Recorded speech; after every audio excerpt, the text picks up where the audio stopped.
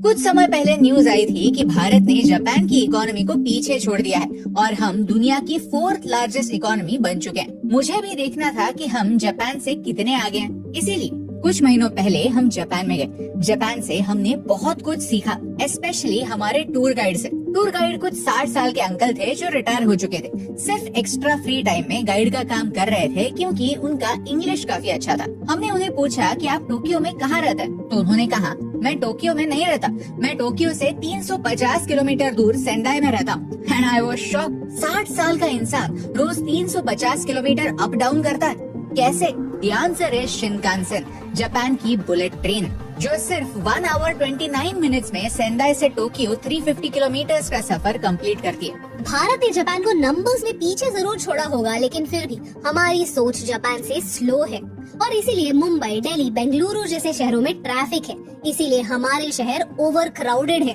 क्योंकि जहां जापान के लोग दिन में 100-150 किलोमीटर की जर्नी 1 घंटे में पूरी करते हैं और हमें कभी कभी 5-6 किलोमीटर ट्रैवल करने में भी उतना ही समय लगता है। जापान ने अपना ट्रांसपोर्ट इस तरह प्लान किया है कि आप आराम से एक शहर से दूसरे शहर रोज काम करने के लिए जा सकते हो। देश के कैपिटल का हाल देखिए, दिल्ली एनसीआर में रोड चौड़े हैं, लेकिन इतनी ज्यादा गाड़ियां होंगी और सबके ऑफिस टाइमिंग सेम होंगी तो ट्रैफिक तो होगा ही ना। अब तो गाड़ियों पर जीएसटी भी कम हो गया है, तो लोग और गाड़ियां लेंगे और फिर ट्रैफिक और बढ़ेगा।